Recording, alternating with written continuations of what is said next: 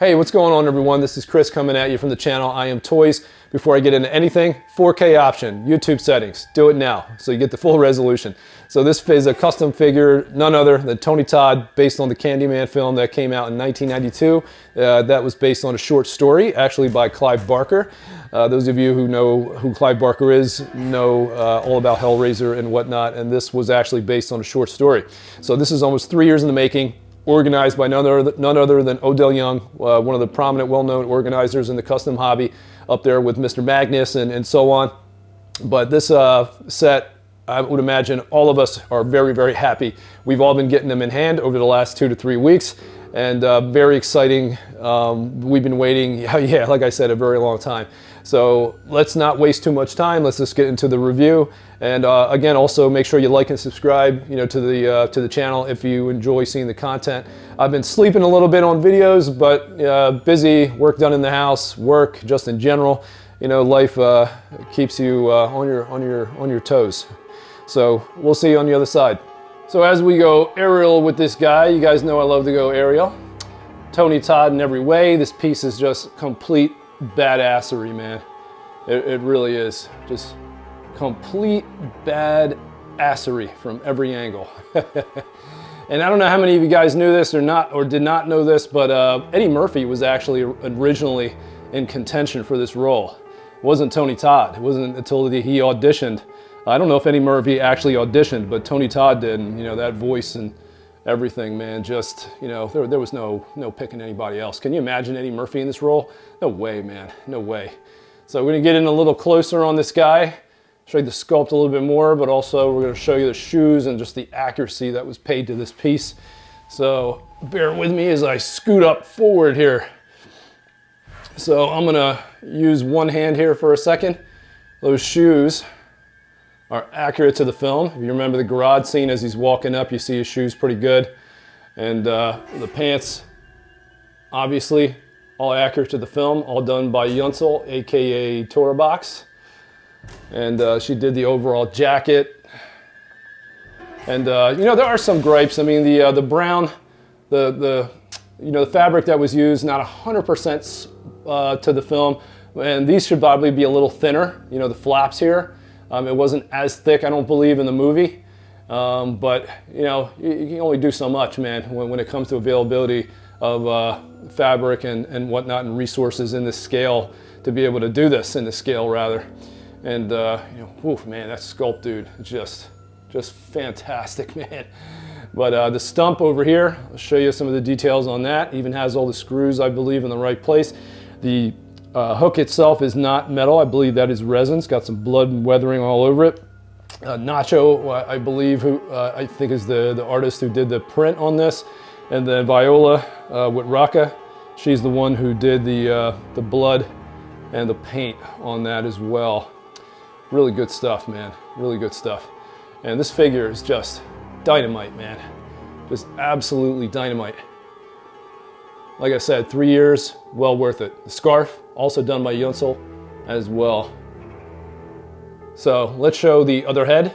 Oh yes, it came with an alternate head. So we'll show you that next. So here we go with the second head.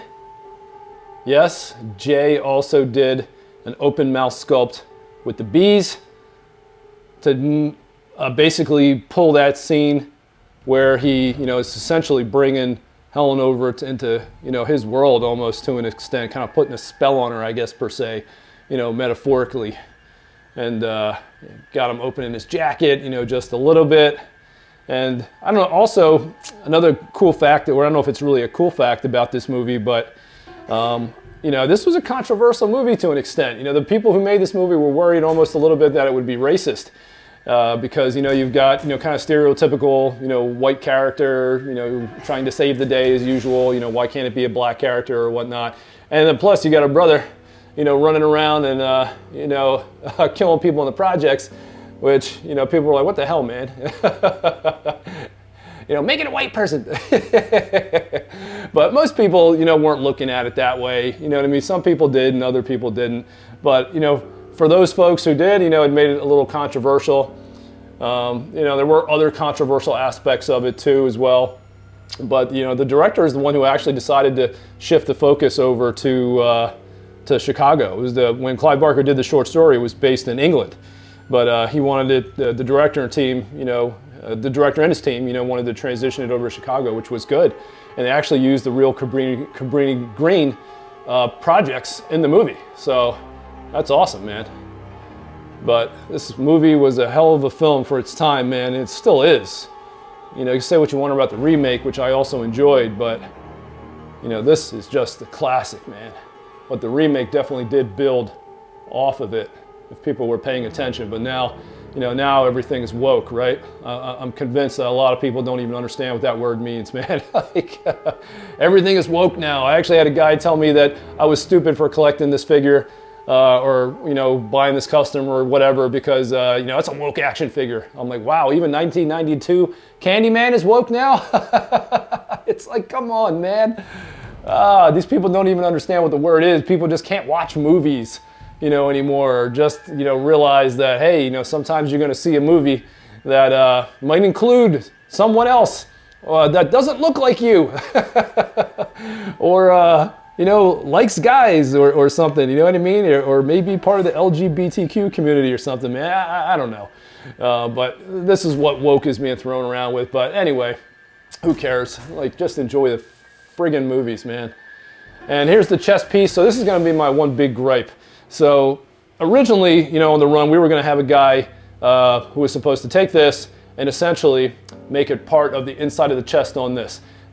Basically, that guy was a disaster. So that never happened, unfortunately, but there are magnets on the back of this, and that would basically magnetize on the inside of his chest in there. So those of us who bought like an extra body, extra jacket, you know, and whatnot, and stump and on all that stuff to build another body, then you were able to do that, which is great. But I'm not going to show you guys that because taking the little string or little circle hook off of the button and then putting it back on is a big pain in the ass. So we're going to stay away from that.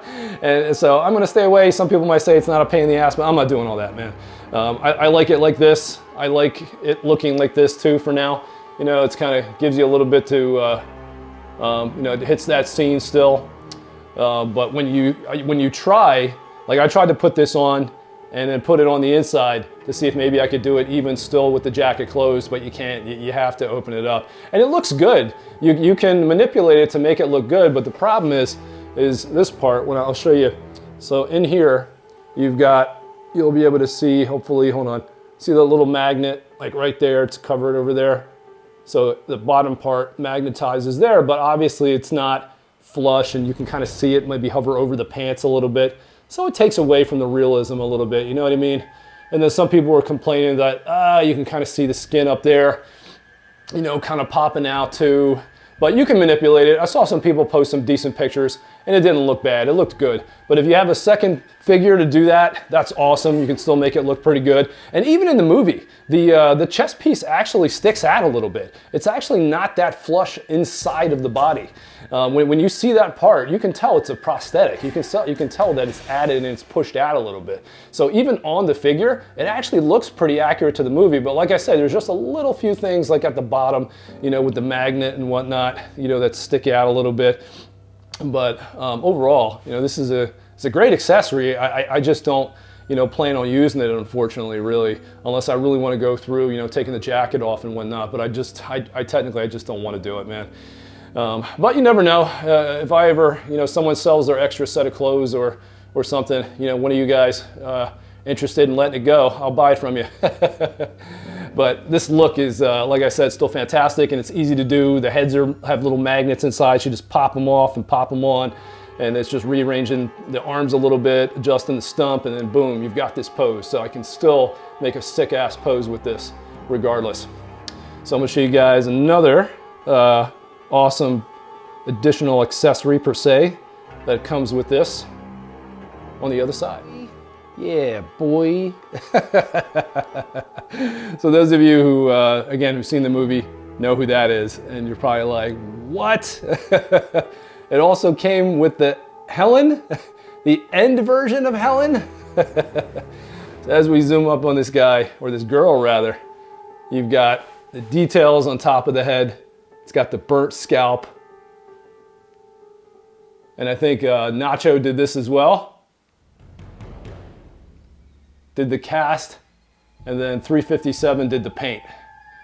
Viola didn't do the paint on this. Look at that, man. Even got the little nightgown that she wears. Got her little feet under there. And this cast is anatomically correct too as well, just in case anyone was wondering. And you get the stump that she's holding that gets thrown into the casket or on top of the casket at the end that she holds, and she does unspeakable things to her ex-boyfriend with in the movie. But this thing is sick, man. Absolutely sick. And this is the double set of the year, man. Double set of the year. So that's these two together. Just Odell, thank you for putting this together, man. Absolutely incredible. Absolutely incredible. So let's get on to some of the other little goodies that you got with this. So here's the COA.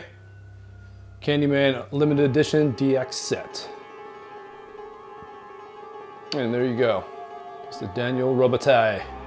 Those of you who don't know who that is the Candyman's real name, his character in the movie before he became Candyman. So there you go. Clothing by Tora Box, body parts, Nacho, Viola, Helen clothing. Oh yeah, that was actually done by 288. Forgot to mention that. Oops, sorry. That was 288, not Yunsel, which I don't think I said it was Yunsel. I don't think I just didn't mention it, period, in the review. But that was 288. And yep, I was right on that. Helen did the, or Helen, yeah. Helen did the sculpt of Nacho. Nacho did the sculpt of Helen. And Helen Paint, like I said, 357 did that. And then let me show you the art box. So here's the art box. Odell did a great job on organizing this. And you get this little booklet as well, which gives you a bunch of little shots from the movie, kind of a little picture book. That also came with it as well. And there's another picture or two, but I don't have that. I think it's in the box. And I'm too lazy to take it out, so leave me alone. And then I'm gonna try to turn this around for you. And there you go. There's the other side. And that's how it would have been nice if the figure came, like this guy was supposed to do, put the chest like inset into the body. So that way you could just open the jacket at will, you know what I mean? Wouldn't have to worry about magnetizing anything, but like I said, if you got the double figure, extra set of clothes and all that stuff in the body, that's the way to go. But, to take everything off, unhook it and whatnot, like I said, it's not that painstaking, but, it's, for me, it is. So I'm not doing it. But yeah, this is sick though, man. Very happy. Again, thanks Odell and everybody who put this together, man. Shout out to all the artists. So that's it, folks. See you at the next one. Deuces.